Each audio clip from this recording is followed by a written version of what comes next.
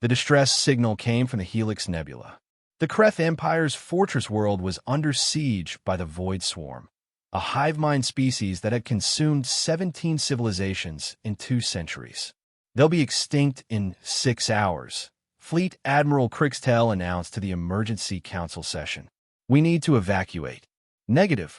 Every head turned toward the human delegation. Commander Sarah Mitchell stood calmly. We're not evacuating. We're intervening. Impossible, Crixtel said flatly. The swarm has 4,000 bioships. We need 20,000 vessels minimum to engage them.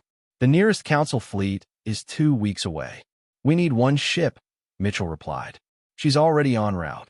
1 ship? Crixtel couldn't hide his contempt. Against 4,000?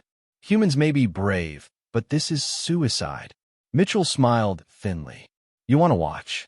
The TUCS Ragnarok dropped out of FTL at the edge of the Helix system. It was big, impossibly big.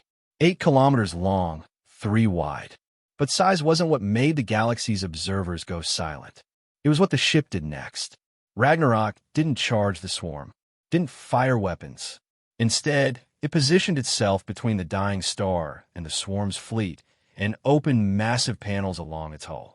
What is it doing? Someone whispered. Collecting, Mitchell said simply. The swarm noticed the human vessel.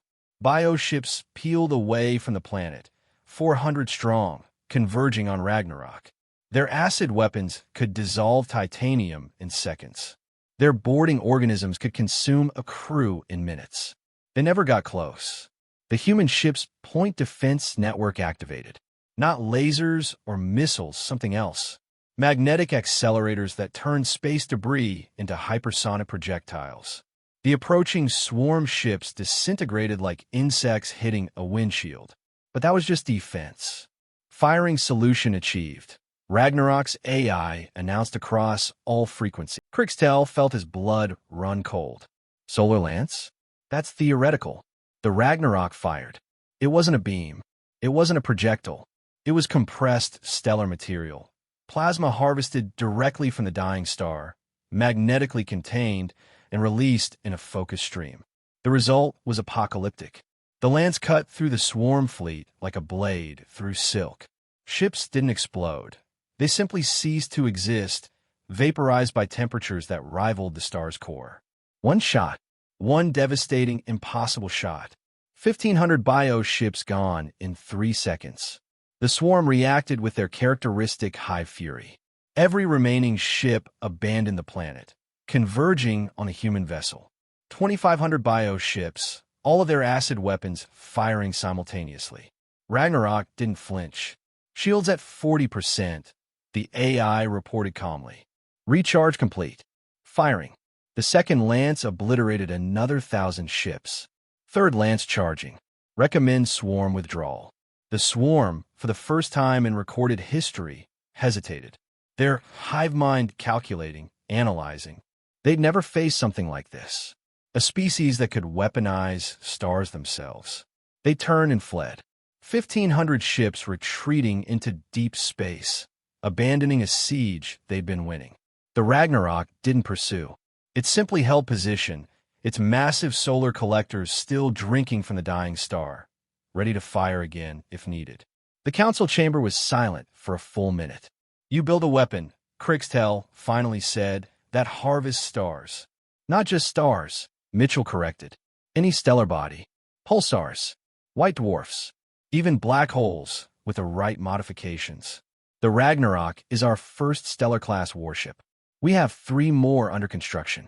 Why? Someone gasped. Why would you build something so devastating? Mitchell finished. Because we got tired of hearing impossible and you can't.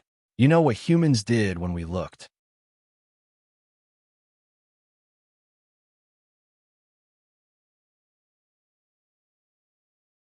At stars? We didn't worship them. We asked, how do we use that? She pulled up schematics. Every star is a fusion reactor containing more energy than entire civilizations use in millennia. We just figured out how to tap it. Directly. Weaponize it. Control it. Crixtel stared at the data. You've turned the galaxy's power sources into weapons. We've turned anything into tools, Mitchell replied. That's what humans do. We look at the universe and see possibilities, not limitations. Black holes aren't cosmic monsters. They're potential engines. Stars aren't just pretty lights. They're batteries. The vacuum of space isn't empty. It's full of virtual particles we can harness. She gestured to the screen, showing the Ragnarok. You wanted to know what humans bring to the galaxy? Innovation. The refusal to accept that anything is beyond reach. The audacity to look at a star and say, I can use that. The Kreth delegation spoke for the first time. You saved 4 billion of our people with one ship. We saved them because we could, Mitchell said simply. Because we built something impossible. Because when humanity sees a problem, we don't ask, can we solve it?